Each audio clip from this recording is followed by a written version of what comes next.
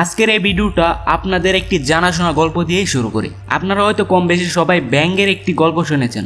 গল্পটি আমি একবার আপনাকে পড়ে শোনাচ্ছি, তাহলে আপনার মনে পড়ে যাবে গল্পটি কি ছিল। একবার একদল ব্যাঙ বনের মধ্যে দিয়ে যাচ্ছিল।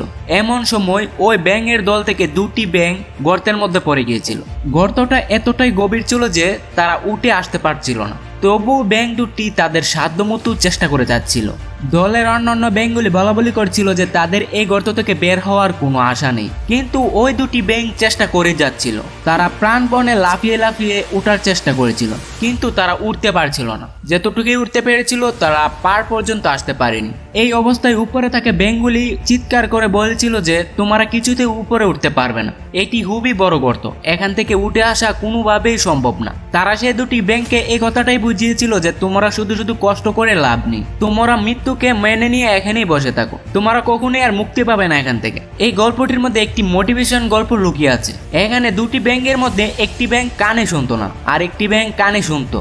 গর্তের মধ্যে পড়ে থাকা দুটি ব্যাঙের মধ্যে একটি ব্যাঙ তাদের কথায় কান দিল এবং সেখানেই বসে রইল, কিন্তু দ্বিতীয় ব্যাঙটি আরো জোরে জোরে লাফাতে লাগলো। আর উপরে থাকে ব্যাঙগুলো আবারও চিৎকার করে করে বলতে লাগলো, এই কষ্টটা তুমি বৃথা করছো, তুমি মৃত্যুটাকে মেনে নাও। কিন্তু ব্যাঙটি অবশেষে উপরে উঠে এলো। উপরে ওঠার পর ব্যাঙটি যা বললো তা শুনে তাদের দলের সবাই অবাক হয়ে তাকিয়ে রইল। দ্বিতীয় ব্যাঙটি উপরে এসে বলল, তোমরা চিৎকার করে করে আমাকে উৎসাহ দেওয়ার কারণে আমি উপরে উঠে আসতে পারলাম, তোমরা না থাকলে আমি হয়তো হাল ছেড়ে দিতাম। আমি কানে শুনতে পাই না, শুধু তোমাদেরকে চোখে দেখেছি, তোমরা গলা ফাটিয়ে ফাটিয়ে আমাকে উপরে উঠতে বলেছো। এই গল্পটি থেকে আমরা একটি শিক্ষা নিতে পারি। আশেপাশের মানুষের একটু উৎসাহ মানুষকে কঠিন বিপদেও সামনে এগিয়ে যেতে সাহায্য করে, এবং নেগেটিভ কথায় কান না দিয়ে নিজ লক্ষ্যে অবিচল থাকলে সফলতা আসে। তুমি যদি আশেপাশের মানুষদের নেগেটিভ কথায় কান দাও তাহলে কোনো সময় তুমি সফলতা পাবে না।